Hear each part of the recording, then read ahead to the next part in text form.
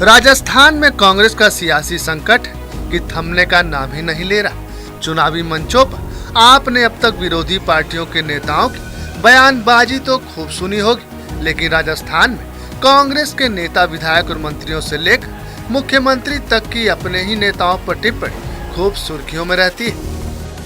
सब कुछ करना पड़ेगा, अकेले बजट के भरोसे सरकार वापसी नहीं करेगी जब तक तालमेल नहीं बैठेगा। जिन लोगों का जनाधार है उन लोगों को जिम्मेदारियां नहीं मिलेगी जब तक सरकार अकेले बजट के भरोसे नहीं आएगी। ये है विधायक मुकेश भाखर का ये कटार अपनी ही सरकार और सीएम पर है, और इसकी वजह राजस्थान कांग्रेस का दो धड़ों में बटा होना। ये कहानी महीने या 2 महीने नहीं बल्कि करीब 4.5 साल पुरानी है। बीते दिनों सचिन पायलट वर्सेस अशोक गहलोत की अदावत उस वक्त भी खूब देखने को मिली जब सचिन पायलट ने राजस्थान में 5 किसान सम्मेलन में हिस्सा लिया। इन सभी संबोधन में सचिन के निशाने पर बीजेपी से कहीं ज्यादा गहलोत सरकार निशाने पर रही। पायलट ने सरकार से न केवल योजनाओं और पेपर लीक पर सवाल उठाए बल्कि खुद पर खड़े किए गए सवालों का जवाब भी कुछ इस अंदाज में दिया।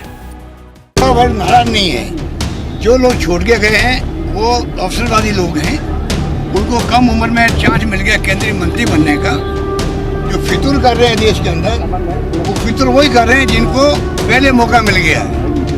जब मौका मिलना चाहिए था झगड़े होने के बाद में, उसकी बजाय वो पहले मौका उनको मिल गया, इसलिए वो फितूर कर रहे हैं और पार्टी छोड़ के जा रहे हैं। और सिर्फ जवाब देना, मेहनत में कमी दिखी, संघर्ष में कमी दिखी, रगड़ाई में कमी दिखी।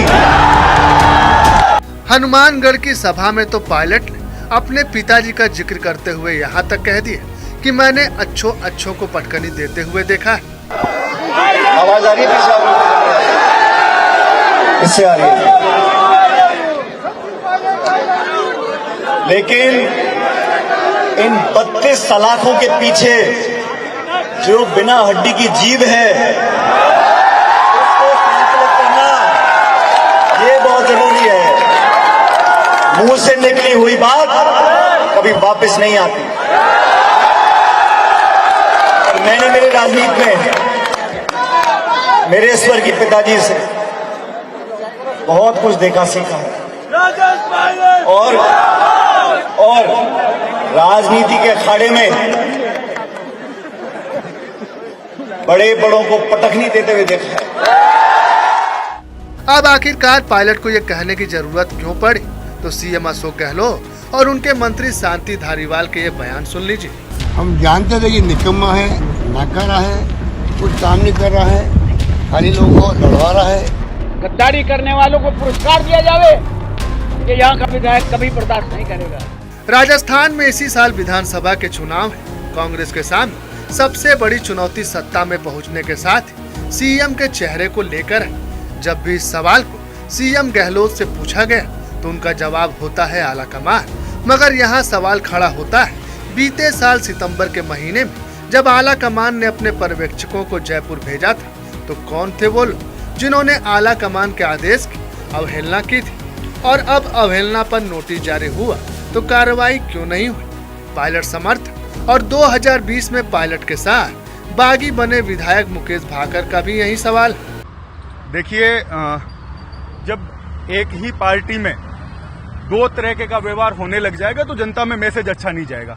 हम लोगों ने बगावत की, उसका खामियाजा हमने भुगता। सबने अपने पद गंवाए, मैंने अपना यूथ कांग्रेस का पद गंवाया, पायलट साहब पीसीसी से हटे और सब तरीके की कार्रवाई हुई। और हमने कभी भी उस समय का पूरा एपिसोड आप देख सकते हो कि गांधी परिवार और कांग्रेस हाईकमान को हमने कभी भी चैलेंज नहीं किया। लेकिन जो 25 तारीख की घटना हुई वो इस कांग्रेस के इतिहास में शर्मसार करने वाली घटना है।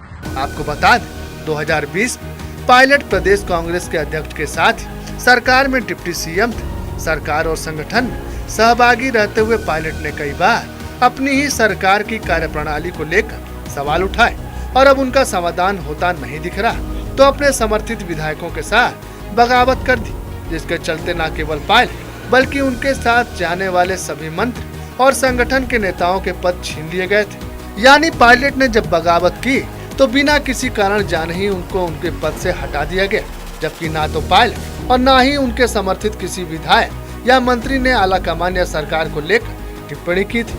मगर 25 सितंबर को राजस्थान में जो घटनाक्रम हुआ उसमें पायलट के साथ ही उनके समर्थित विधायकों को गद्दार तक की उपाधि से नवाजा गया। और ऐसा करने वाले थे सीएम गहलोत के सबसे करीबी माने जाने वाले मंत्री शांति धारीवाल। गहलोत ने फिर भी आला कमान के सामने उस घटना को लेकर माफी मांगने की बात कही थी, मगर शांति धारीवाल ने ऐसा कोई कदम नहीं उठाया और न ही आला कमान ने कोई एक्शन लिए।